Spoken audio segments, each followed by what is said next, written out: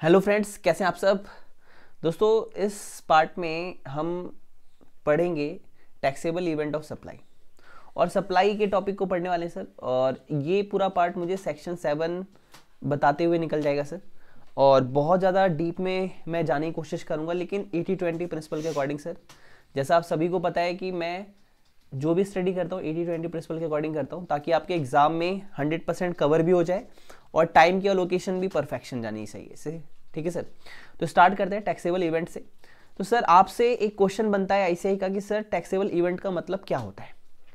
तो आप कहोगे एवरी सप्लाई ऑफ गुड्स और service will be liable to tax. कि देखो, लेवी ऑफ टैक्स का मतलब समझो पहले, कि जब जब समझना, एक एक वर्ड समझना। एवरी सप्लाई ऑफ गुड्स, जब भी आप सप्लाई करोगे गुड्स की, सप्लाई करोगे सर्विस की, ठीक है, तो आप लायबल हो जाओगे जीएसटी के अंदर टैक्स पे करने के लिए। हिंदी समझना सर, पहले हिंदी समझो, इंग्लिश समझ में आएगी आपको। जब भी आप गुड्स की सप्लाई करोगे, जब भी आप सर्विस की सप्लाई करोगे, तो आप टैक्स पे करने के लिए लायबल हो जाते हो। ये कब होता है सर? देखो, पहली बात, जब आप इंटर स्टेट सप्लाई करो, इंटर स्टेट करोगे तो आईजीएसटी लगेगा। और यहां पे लिख लेना सर इंट्रा। ठीक है, इंट्रा मतलब विथ इन स्टेट। जैसा कि मैं हमेशा कहता हूं, विथ इन स्टेट मतलब दिल्ली टू दिल्ली, और इंटर स्टेट मतलब दिल्ली टू पंजाब। तो इस केस में आईजीएसटी लगता है। तो सर, अब हमारा अगला मुद्दा आता है, sir what do you mean by supply. ठीक है, व्हाई दिस सप्लाई। सप्लाई क्या है सर? आप कहोगे सर बहुत बेसुरा करते हो, मालूम मालूम है, ज्यादा तारीफ करने की जरूरत नहीं है, ध्यान सुनो। सप्लाई का मतलब क्या होता है, ठीक है सर। तो अब मेरी बात को समझना, सप्लाई का मतलब क्या होता है। तो सप्लाई के लिए देखो, सप्लाई इंक्लूड्स सबसेक्शन 1, सप्लाई में फिर सबसेक्शन 2 है, सप्लाई में सबसेक्शन 3 है, प्लस प्लस प्लस एक इसमें अमेंडमेंट आई है। क्या लिखोगे आप? अमेंडमेंट। अमेंडमेंट, अगर कोई पर्सन, भाई साहब, भाई बहन, ओल्ड सिलेबस मतलब ओल्ड बुक पढ़ रहे होंगे तो उन्हें ये अमेंडमेंट नहीं पता होगी, बता देना। एक नया आ गया 7(1)(a). ठीक है, क्या होता है इस पार्ट में हम सीखेंगे। ठीक है, पूरा फोकस से सीखना। अमेंडमेंट आई है 7(1)(a), मतलब 1 तो था ही था यहाँ पे, बस यहाँ पे क्या हुआ, ये जो डी जो लाइन थी ना, यहाँ पे इसको आप कट कर देंगे कि अब ये आउट ऑफ सिलेबस हो गया। ठीक है, ये आप क्या करो, इसे हटा रहा हूं मैं। ठीक है, ये सर आप क्यों पहले से क्यों नहीं हटा के रखा अपने बुक में, आपको पता नहीं चलेगा ना अमेंडमेंट आई है, इसलिए काट रहा हूं सर, क्योंकि अब ये सिलेबस में नहीं है।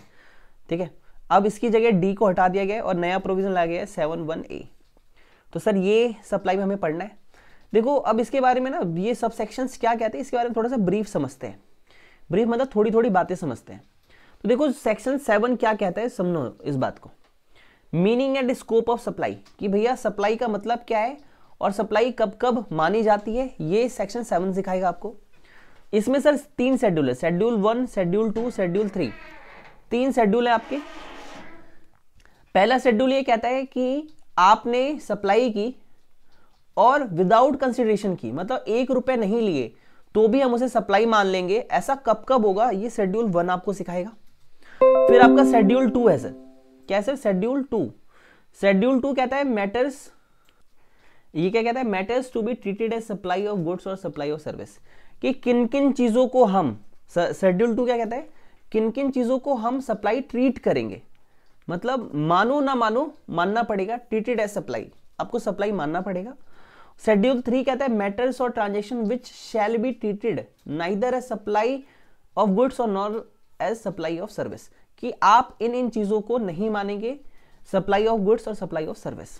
ठीक है, तो इसी चीज को पहले मैं आपके दिमाग में एक एक करके एक एक वर्ड डालूंगा सर।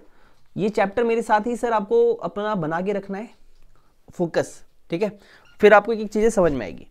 सबसे पहले तो सर सेक्शन 7 क्या कहता है ये समझो, एक चार्ट बना रहा हूं मैं आपके लिए। सेक्शन 7 क्या कहता है? सेक्शन 7 कहता है meaning and scope of supply, scope of supply. ठीक है, कि सप्लाई का मतलब क्या होता है और ये आपसे क्या कहना चाहता है, ये सेक्शन 7 हो गया आपका। फिर आपको इसमें 3 शेड्यूल पढ़ने हैं। क्या पढ़ना है सर? 3 शेड्यूल, शेड्यूल 1, शेड्यूल 2 और शेड्यूल 3। ठीक है सर, ये 3 शेड्यूल पढ़ते ही आपका चैप्टर ओवर हो जाएगा। प्लस इसमें कंपोजिट सप्लाई और मिक्स सप्लाई पढ़ेंगे हम। इस पे हमारा एक लेक्चर लगेगा, आपका पूरा खत्म हो जाएगा। थोड़ा टाइम दीजिएगा सर, बेहतरीन तरीके से पढ़ाऊंगा सर। और जब पूरा चैप्टर आपका हो जाएगा तो मैं एक बार आपको रिवाइज करके भी दूंगा पूरी चीजें, ठीक है? ठीक है सर। तो ये 3 शेड्यूल पढ़ते ही हमारा चैप्टर जो है 90% खत्म हो जाता है। सर क्या है इन 3 शेड्यूलों में? तो सबसे पहले हम बात करेंगे शेड्यूल 1, फिर बात करेंगे शेड्यूल 2, फिर बात करेंगे शेड्यूल 3। सर शेड्यूल 1 क्या कहता है? शेड्यूल 1 कहता है कि विदाउट कंसिडरेशन भी सप्लाई माननी पड़ेगी, ठीक है? तो ये कहता है विदाउट कंसिडरेशन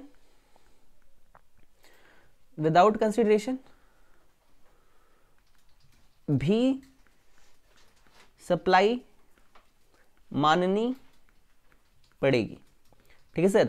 सर ये हिंदी में अगर मात्रा ऊपर नीचे हो जाए तो माफ कर देना, मेरे को इतनी हिंदी आती है, ठीक, ज्यादा नहीं आती, ठीक। अब शेड्यूल 2 क्या कहता है? शेड्यूल 2 मेरे से कहता है कि ट्रीटेड एज सप्लाई, ट्रीटेड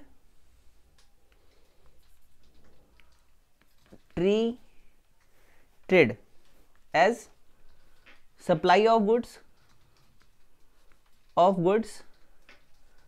और सप्लाई ऑफ सर्विस, इसका मतलब है किस चीज को आप सप्लाई ऑफ गुड्स मानोगे और किस चीज को सप्लाई ऑफ सर्विस मानोगे, ये हम बताएंगे आपको। कुछ जगह कंफ्यूजन है, उस कंफ्यूजन को शेड्यूल 2 में क्लियर किया गया है। फिर शेड्यूल 3 कहता है गेट आउट। इसका मतलब क्या है? गेट आउट मतलब बाहर हो जाओ। किसको सर? ये बताएगा कुछ सप्लाई ऑफ गुड्स, ठीक है, और कुछ सप्लाई ऑफ सर्विसेज, जिसको कहता है गेट आउट। गेट आउट मतलब आज से हम आपको सप्लाई की डेफिनेशन से बाहर करते हैं, ठीक है सर। तो ये हो गया हमारा सेक्शन 7, ठीक है सर। तो ये आपको क्लियर हो गया कि हम पढ़ने क्या वाले हैं। ये मैंने आपको एक understanding the, basic with in 7 minutes मैंने आपको एक प्रॉपर दिया कि ये कहना क्या चाहता है। तो सर सबसे पहले देखो शेड्यूल 2 टाइम लगेगा, शेड्यूल 3 की एक बार रीडिंग में आपको दे देता हूँ, उसके बाद हम आगे बात करते हैं, ठीक है। शेड्यूल 3 क्या कहता है? तो शेड्यूल 3 की आपको समझ में आ गया कि ये चीज़ें हमें इसमें नहीं लेनी, ठीक। साथ में ही सर जो सेक्शन 7 है इसमें ही अपने आप में कुछ सबसेक्शन आ जाते हैं। सबसे पहले सर सबसेक्शन 1 है इसमें, ठीक है, जिसमें ये आपसे 4 बातें आपको समझाएगा और वही मेरा इस बार का अभी का पर्पस है जो मैं आपको सिखाने वाला हूँ, ठीक है।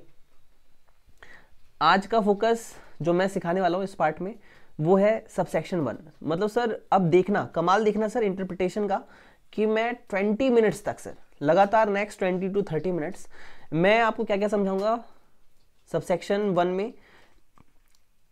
सेक्शन ये देखो, ये है सेक्शन 7, ये सबसेक्शन 1, इसमें ABC ये 3 क्लोजेस मुझे आपको समझाने हैं। सर एक बार ये पढ़ के देखो, पहले मैं आपको जो पढ़ा रहा हूँ वो पढ़ना। देखो तो एक्टिविटीज स्पेसिफाइड इन शेड्यूल 1, मतलब शेड्यूल 1 क्या कहता है? शेड्यूल 1 मीनिंग हमें बताता है कि विदाउट कंसिडरेशन भी किन किन चीज़ों को हमें सप्लाई मानना पड़ता है, ठीक है। ये होता है हमारा क्लॉज C। उसके बाद ये अगला क्या कहता है आपसे? Importation of service for a consideration whether or not in the course or furtherance or business, कि आप बिजनेस के पर्पस के लिए लो या ना लो, आपको उसे सप्लाई मानना पड़ेगा, ठीक है। तो हमने क्या पढ़ा अब तक? देखो मैं आपको बता रहा हूं, हम पढ़ रहे हैं सेक्शन 7। सेक्शन 7 का नाम है meaning and scope of supply, ठीक है, ये इसका नाम है। फिर हमने सबसेक्शन 1 की बात की। सबसेक्शन 1 में जो A है वो मैंने अभी आपको नहीं पढ़ाया, ठीक है, मैंने आपको अभी नहीं पढ़ाया।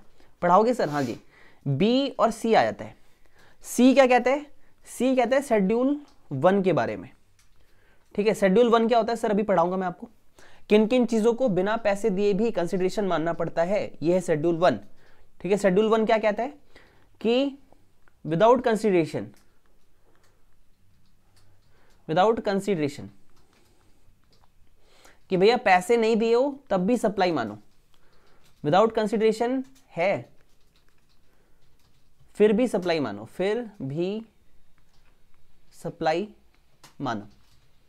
ठीक है सर, गुड। अब यहां पे चीजों को समझना, अब मेरे साथ पकड़ना चीजों को। बी क्या कहता है? बी आपसे कहता है कि आपने इंपोर्ट किया है, import of services. Sir word को पकड़ना सर, यहां पे गुड्स का नाम नहीं है, यहां पे सर्विसेज का नाम है सर, ये हाईलाइट करना सर। यहां पे सुपरस्टार सर्विस वर्ड लिखा है सर, यहां पे गुड्स वर्ड नहीं लिखा। अगर आपने सर्विस ली है और फिर मैं क्या कह रहा हूं,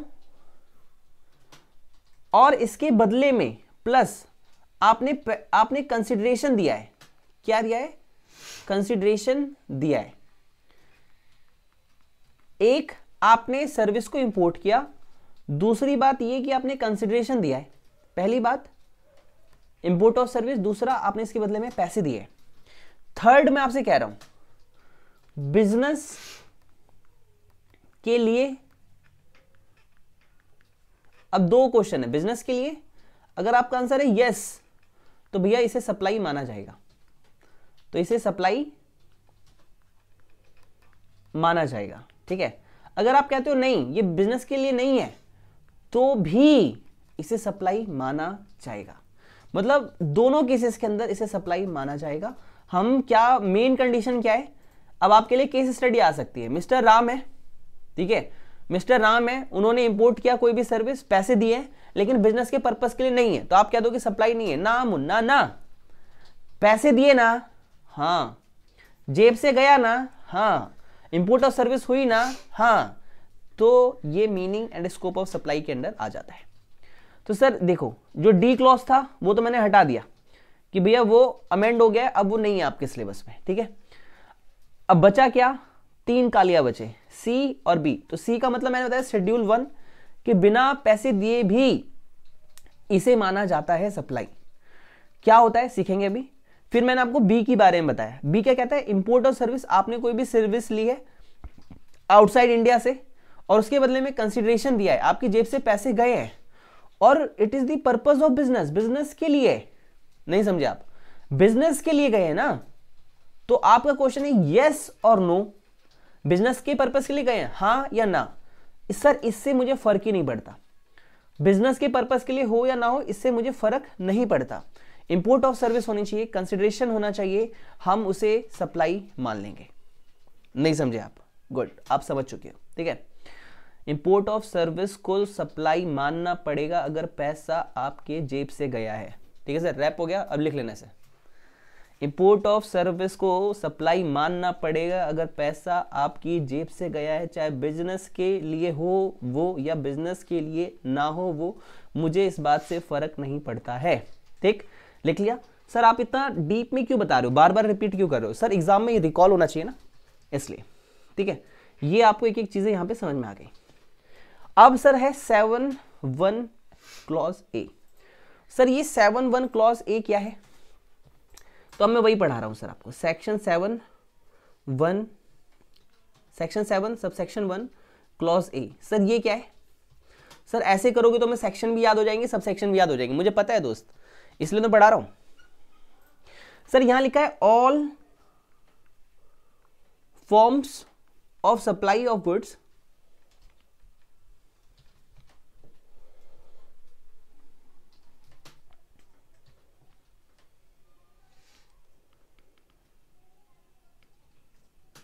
ठीक है, all forms of supply of goods और सर्विसेज, ठीक है। एक एक करके हम सबका मीनिंग सीखेंगे, लेकिन थोड़ा सा टाइम चाहिए, ठीक है। इस चैप्टर को टाइम चाहिए, ये समझ में आ गया तो आपको सब कुछ समझ में आ जाएगा। ये कह रहा है कुछ भी गुड्स में कुछ भी हो, सर्विस में कुछ भी हो। सर लिखा है ऑल फॉर्म्स, किसी भी तरीके से दो, चाहे डांस के दो करके दो, चाहे गाना गा के दो, चाहे कुछ भी करो, हम आपको यहां पे काउंट करेंगे। यहां पे और लिखा है और बोथ, सर और बोथ है, बोथ का मतलब हो गया सर कंपोजिट सप्लाई, यहां पे लिख लेना आप कंपोजिट सप्लाई।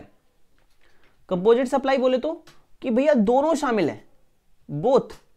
कंपोजिट सप्लाई मतलब सर्विस और सर्विस भी हो सकती है, दो सर्विस, आपकी गुड्स एंड सर्विस भी हो सकती है, सर्विस एंड गुड्स भी हो सकता है, एक साथ आप दोनों दे रहे हो।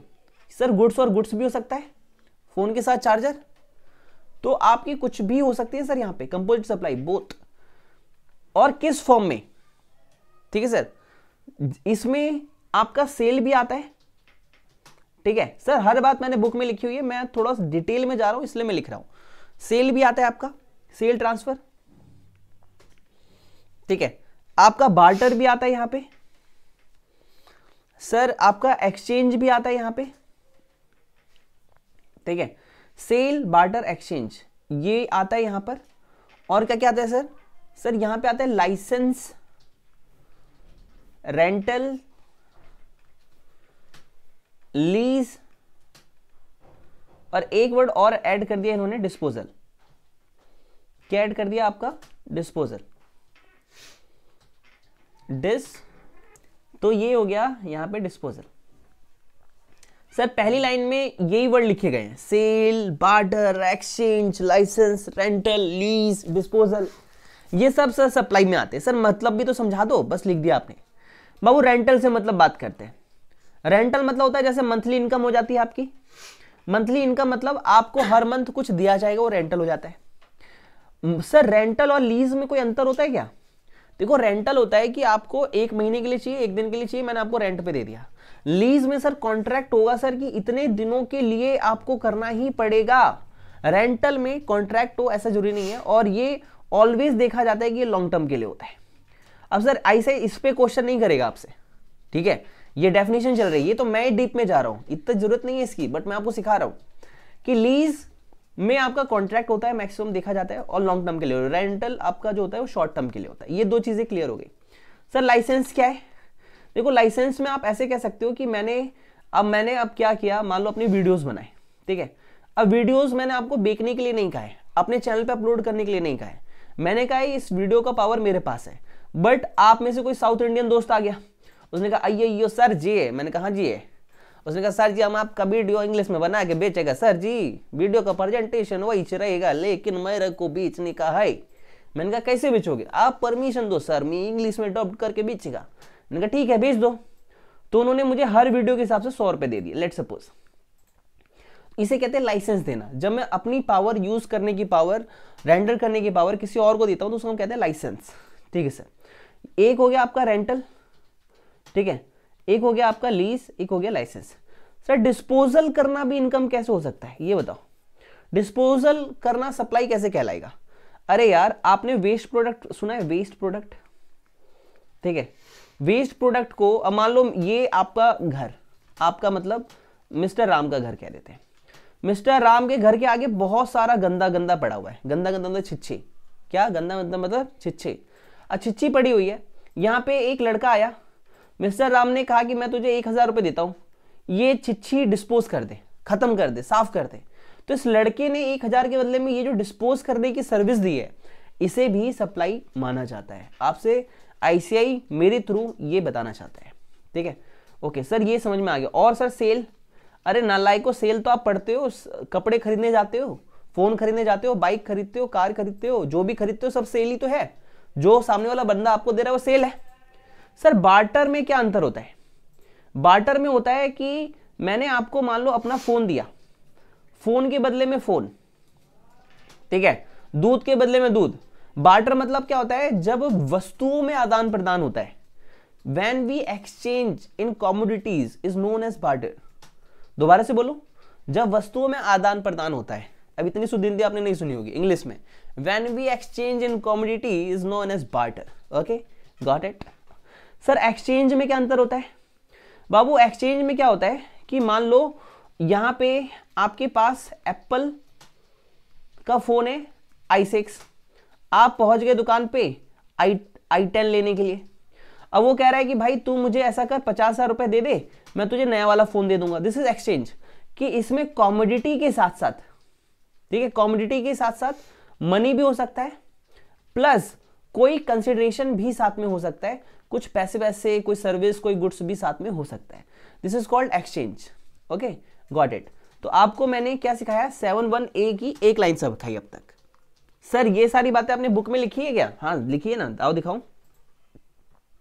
देखो सप्लाई में क्या क्या शामिल है? ऑल फॉर्म्स, सभी चीजें, सप्लाई ऑफ गुड्स, सर्विस, और यहां पे बोथ। बोथ का सर एक एग्जांपल अभी लिख सकते हो सर, आप क्या लिख सकते हो? हायर परचेज, ठीक है, हायर परचेज बोथ का एग्जांपल है। उसमें आपको सर्विस भी दी जा रही है और गुड्स भी दिया जा रहा है। सर सेल ट्रांसफर सिखा दिया मैंने आपको, बार्टर बता दिया, एक्सचेंज बता दिया, लाइसेंस बता दिया, रेंटल बता दिया, लीज बता दिया और डिस्पोजल बता दिया। सर अगला वर्ड आता है मेड और agree to be made. Sir made और एग्री टू बी मेड बोले तो ये नहीं समझ में आया। सर मेड और एग्री टू बी मेड मतलब होता है, मेड मतलब मैंने कर दिया, मैंने कर दिया। अब सर देखो आपको एग्री टू बी मेड का मैं सिंपल सा दिखाऊं कि मान लो आपने मेरा ग्रुप वन का टॉप 20 ज्वाइन किया, ठीक है। अब इसमें क्या है कि आपके 4 सब्जेक्ट होते हैं, अकाउंट हो गया, टैक्स हो गया, लॉ हो गया, कॉस्ट एफएम हो गया, या सिर्फ न्यू सिलेबस में कॉस्ट हो गया। मैंने आपसे मान लो इन सब के 15,000 रुपए ले लिए, ठीक है। वैसे फीस हमारी बहुत कम है, लेकिन मैंने आपसे ले लिया। अब मैंने आपकी लॉ से पढ़ाई स्टार्ट करवा दी पहले 1 मंथ में, ठीक है। कॉस्ट एफएम करवा दिया मैंने आपका 1 मंथ में, फिर टैक्स करवा दिया मैंने आपका 1 मंथ में, अकाउंट करा दिया 1 मंथ में। सर मेड क्या था, इमीडिएटली मुझे 11,000 रुपए मिले और उस 11,000 के बदले में मैंने आपको सप्लाई दी किसकी सर, लॉ सब्जेक्ट की, पहले मंथ में 20 डेज के अंदर। तो ये तो मेड था, लेकिन बाकी सारे क्या थे, एग्री टू बी मेड। मतलब सर अभी नहीं कर रहा हूं, करने का वचन दे रहा हूं। बोलो मेरे साथ, स्वाहा। अभी नहीं कर रहा हूं, करने का वचन दे रहा हूं। तो ये जो वचन है इसी को इंग्लिश में बोला जाता है एग्रीड टू बी मेड। अभी नहीं कर रहे हैं, करे का वचन दे रहे हैं आपको, बुझ रहे हैं? Good, now you have to clear right now, okay. Made और एग्री टू बी मेड मतलब किया नहीं है, करने का वचन दिया है। जैसे लड़के लड़के आपस में, मैं तुझे प्रॉमिस करता हूं तेरे अलावा मेरी कोई नहीं, फिर अगले दिन दूसरी, है ना रितेश, है भाई तो ये होता है made, agree to be made, कि भैया प्रॉमिस कर रहे हैं। For a consideration by a person. तो सर पर्सन का मीनिंग मैंने पार्ट 1 में बता दिया। कंसीडरेशन का मतलब कुछ तो दोगे ना मेरे दोस्त। सर कंसीडरेशन का मतलब यहां ये नहीं लिखा कि पैसे ही चाहिए। कंसीडरेशन का मतलब काइंड में कोई सर्विस, कोई कमोडिटी भी हो सकती है, ठीक है sir, this is the consideration. उसके बाद in the course of furtherance of the business, कि भैया बिजनेस पर्पस के लिए होना चाहिए, जो भी ऊपर बात हुई है वो, ये सभी चीजें, ये हो गया, ये हो गया, ये हो गया, सभी बिजनेस पर्पस के लिए होगा, तभी हम उसे सप्लाई मानेंगे। यानी सर मैं आपको कुछ बताना चाहता हूं, ठीक है सर। अब मैं आपको कुछ बताने वाला हूं। अब मैं यहां पे ये आपको पर्सनल एक्सपीरियंस दे रहा हूं, ठीक है। यहां पे आप लिखो पर्सनल टॉक। पर्सनल टॉक मतलब अपनी बातें बता रहा हूं मैं आपको, कि यहां पे लिखो parameter of supply, parameters of supply. मतलब सप्लाई के कुछ पैरामीटर्स हैं जो लिखवा रहा हूं, जो हमेशा आप चेक करोगे। पहला, फॉर कंसिडरेशन। फॉर कंसिडरेशन, दिल लेना खेल है दिलदार का। दिल मत लो बेटा, कुछ भी लो लेकिन लो, ठीक है। कंसिडरेशन, कुछ मिलना चाहिए, ठीक। गुड्स हो सकता है वो, सर्विस भी हो सकती है वो, कुछ भी हो सकता है, लेकिन होना चाहिए, ठीक है, ओके। उसके बाद आप कहोगे course or furtherance of business. Sir इसका मतलब थोड़ा सा और बता दो ना हल्का सा। इसका मतलब है बिजनेस को चलाने के लिए, बिजनेस के लिए या बिजनेस चलाने के लिए होना चाहिए, चलाने के लिए, ओके। सर और क्या है इसमें, देखो थर्ड है इसमें आपका बाय अ टैक्सेबल पर्सन। ये बातें किताब में नहीं लिखी हुई है, पर्सन बता रहा हूं। वो पर्सन टैक्सेबल होना चाहिए। टैक्सेबल पर्सन क्या होता है, पार्ट 1 में हमने सीखा था, ठीक है, ओके। उसके बाद फोर्थ पॉइंट आपका आता है, फोर्थ पॉइंट कहता है should be taxable supply, should be taxable supply. Sir ये टैक्सेबल सप्लाई क्या होता है, ये मैंने आपको पार्ट 1 में सिखाया है। किसमें सिखाया है, पार्ट 1 में। अगर आपको ना रिकॉल आ रहा हो तो पार्ट 1 एक बार दोबारा से देख लीजिएगा, फ्री प्लेलिस्ट है, यूट्यूब पे काम आएगी, ठीक। टैक्सेबल सप्लाई मतलब वो सप्लाई जो टैक्स में काउंट होती हो, जो लेवी करता हो जिस पे टैक्स, ठीक है, ओके। ये हो गया आपका टैक्सेबल पर्सन हो गया, टैक्सेबल सप्लाई लिखवा दिया मैंने आपको। फिफ्थ पॉइंट लिखो आप, नंबर सही डाल रहा हूं ना मैं, 1 2 3 4 5। इन a taxable territory, taxable territory, ठीक है, ओके। अब 6th पॉइंट जो बहुत बाबू वाला पॉइंट है, सबसे प्यारा पॉइंट, शुड बी सप्लाई, वो सप्लाई होनी चाहिए, should be supply of goods और सर्विसेज, गुड्स या सर्विसेज की सप्लाई होनी चाहिए। तो सर ये 6 बातें मैंने आपको लिखवाई, ये 6 बातें आप इस प्रोविजन को पढ़ते हुए हमेशा याद रखोगे। एक अमेंडमेंट है, मैं पढ़ा दूंगा इस पार्ट में, नहीं तो अगले पार्ट में।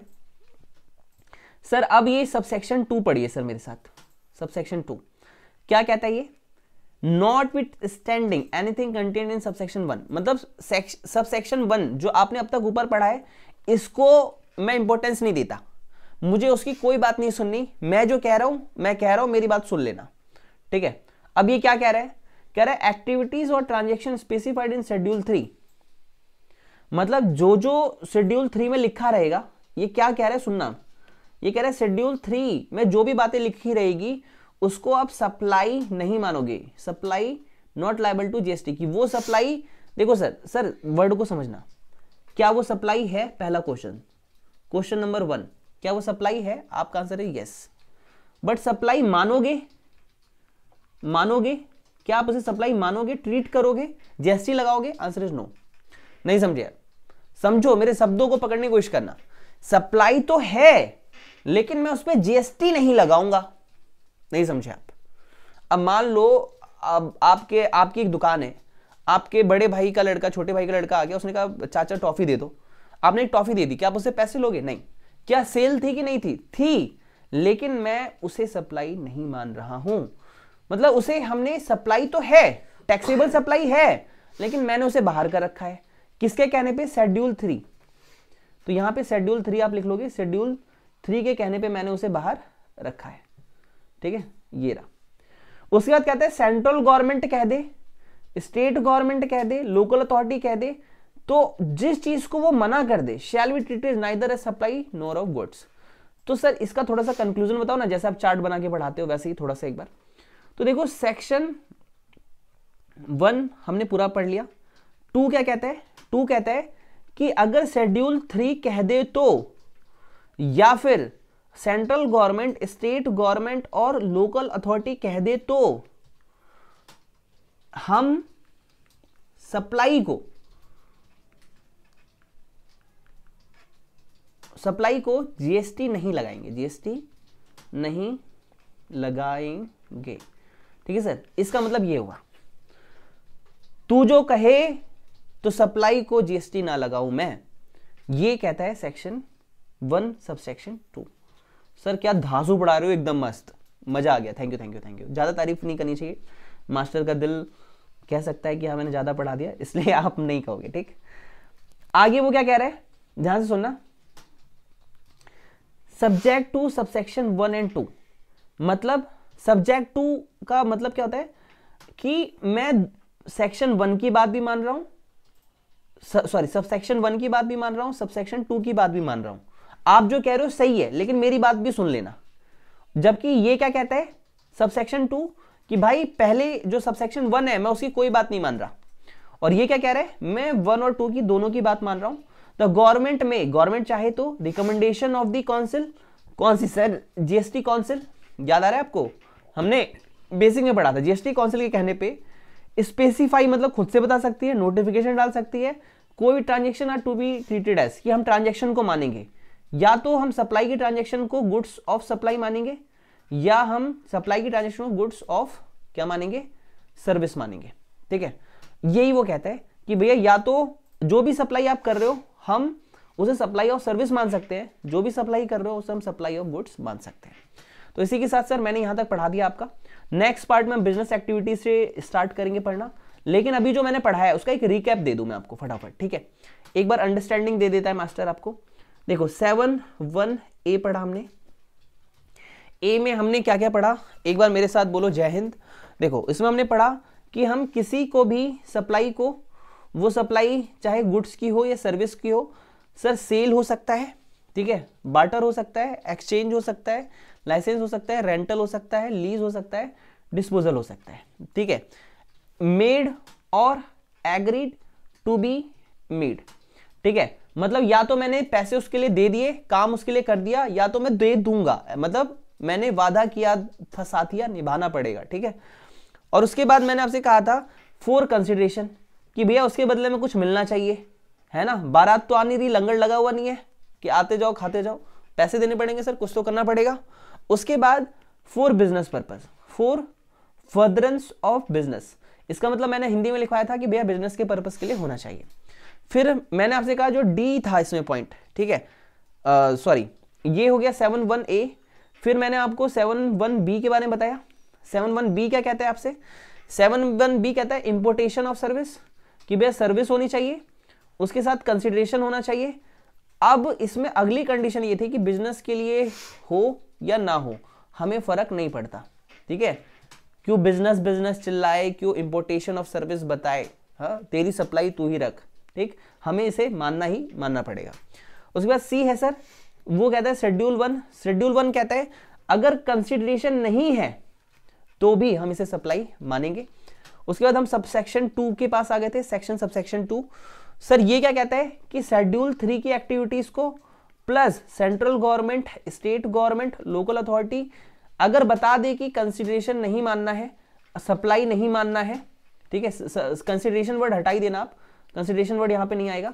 अगर कह दे कि भैया सप्लाई मत मानो तो मैं नहीं मानूंगा, ठीक है। फिर सेक्शन सबसेक्शन 3 ये क्या कह रहा है कि किस सप्लाई को गुड्स ऑफ सप्लाई माने, ठीक है, किस सप्लाई को हम माने कि भैया हमने सप्लाई ऑफ सर्विस किया। ये कह रहा है कि गुड्स कब माने और सर्विस कब माने, उन सप्लाई का treatment central government, state government, local authority, GST council से पूछ के आपको बताएंगे कि किसको क्या मानना है। इसी के साथ पार्ट ओवर होता है और मैं रियली कह रहा हूं गॉड ब्लेस यू, ठीक है। Take care and bye bye. Like button press कर दीजिएगा, कैसा लगा वीडियो धांसू तो बिल्कुल अपना ओपिनियन दे दीजिएगा, ठीक है sir. Take care and bye bye.